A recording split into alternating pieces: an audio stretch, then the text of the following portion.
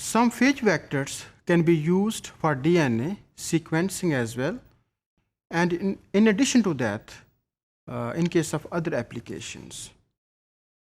So for this purpose, we can use Bacteriophage M13 and its derivatives. Bacteriophage M13, it is also an example of filamentous phage that can infect the host organisms like the E. coli.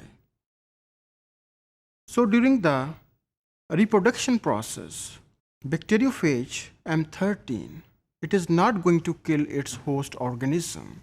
Rather, the phage particles, they are removed or escape by the process of budding. One of the important characteristic feature of the M13 phages is that they are the single-stranded DNA. So by having single-stranded DNA molecules in their particles, they can be used effectively for the sequencing of DNA molecules.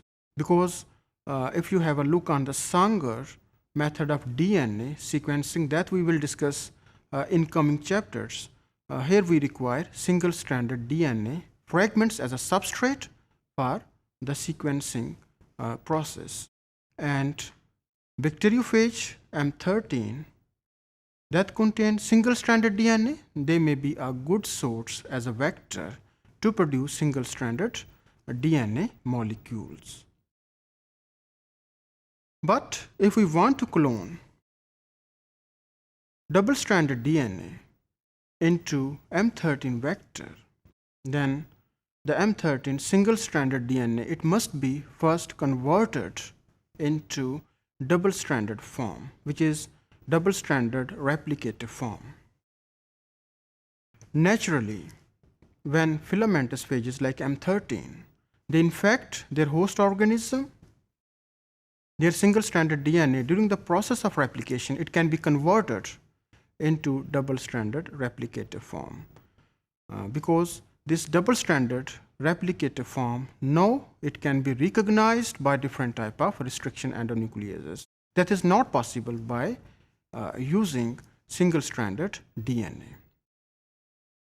So naturally, these M13 phages, they can be used to clone DNA fragments that is having the size of 5 kilobase pairs. So here we can insert the foreign DNA, and again modified M13 phages. One of the example is M13 MP18.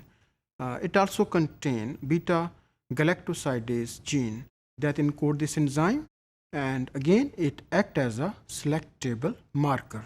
This diagram, it indicated the map of cloning vector that is M13 MP18. If you have a look, it contains the lag promoter. Promoter is a segment of DNA that can cause the transcription of the genes that is under its control. This M13 MP18 vector, it also contains a LAC-Z gene that encodes the enzyme beta galactosidase. And at the start of this LAC-Z gene, this red region, it is a polylinker molecule, and it may be up to 54 base pairs, and it may encode up to 18 amino acids. And these are different type of amino acids that it can encode, up to 18 amino acids, and the addition of these amino acids within the product of LAC-Z gene, it will not affect the efficacy of beta galactosidase enzyme.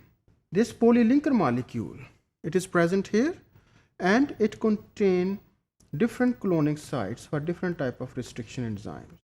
So here the foreign DNA, it can be inserted. When foreign DNA is inserted, it can cause the inactivation of the LAC-Z gene, and if beta galactosidase it is not produced, it will indicate that foreign DNA, it has been inserted. How we will select a recombinant DNA molecule? As I told you that the beta galactosidase, it is produced, and after that the modified lambda phages, they are used to infect the E. coli host. If E. coli host is infected, and it is lysed, then it means that beta-galactosidase it is not produced. That is indicated by the colorless plaques. Colorless plaques means that after cell lysis, the beta-galactosidase gene it has not been expressed due to insertional inactivation. So foreign DNA presence it is indicated by different type of colorless plaques. On the other hand, if blue colored plaques are there, it indicates the activity of beta-galactosidase enzyme, because the bacterial strains they were grown on a selective medium that contain a chemical which is called as X-gol. So actually this X-gol that is supplemented in the medium, it is 5-bromo-4-chloro-3-indolyl beta-D-galactopyronoside, and shortly it is called as X-gol. When beta-galactosidase it is produced, it will cause the hydrolysis of X-gol. So a color indicator it is released that is evident by the formation of blue plaques.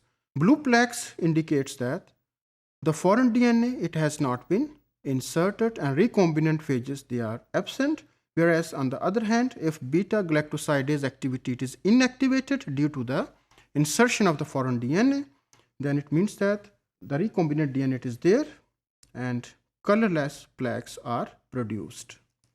So this is the mechanism of selection of recombinant phages by using a selective medium that contain X-gol that will indicate whether foreign DNA is present or absent due to the activity of beta-galactosidase enzyme. Now what is the uses of M13 vectors? As I told you that they can be used in the sequencing process where single-stranded DNA are required in the Sanger method of DNA sequencing. Another application is that we can synthesize single-stranded probes that can be used to detect other fragments of the known gene that are present in recombinant molecules. So by using these probe, we can have an idea that whether foreign DNA it is present or not. So these are a few applications of M13 as a cloning vector. So M13, due to the presence of selectable marker and its modified forms like M13, MP18, it is also used to transform suitable cloning host organism.